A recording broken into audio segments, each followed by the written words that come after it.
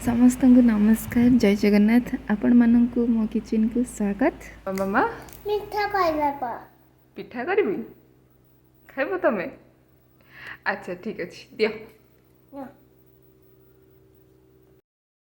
तो मो मामा कहला जे एथिरे पिठा बनै दियो बोली तो मु आज ये कदली रे मालपुआ तैयारी करी केमती बनैबी ये वीडियो माध्यम रे आपन सहित मु शेयर करी।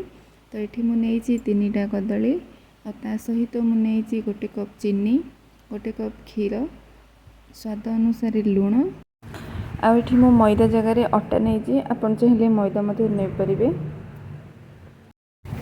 सबको ग्राइंडर करके 5 ରୁ 10 मिनट खंडे तक सेमती छाड़ी नेबे।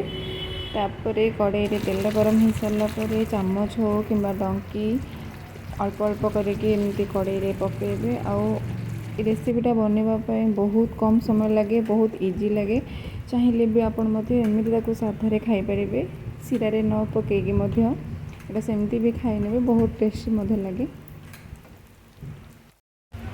तो जदि मो भिडियोटी भल लगी ताहले लाइक करेंगे कमेंट करेंगे आउ सब्सक्राइब करेंगे। रही नमस्कार आ गोटे नुआ वीडियो आपण मान पाखक नहीं आसबि बहुत जल्दी। तो समस्त को मोर जय जगन्नाथ थैंक यू।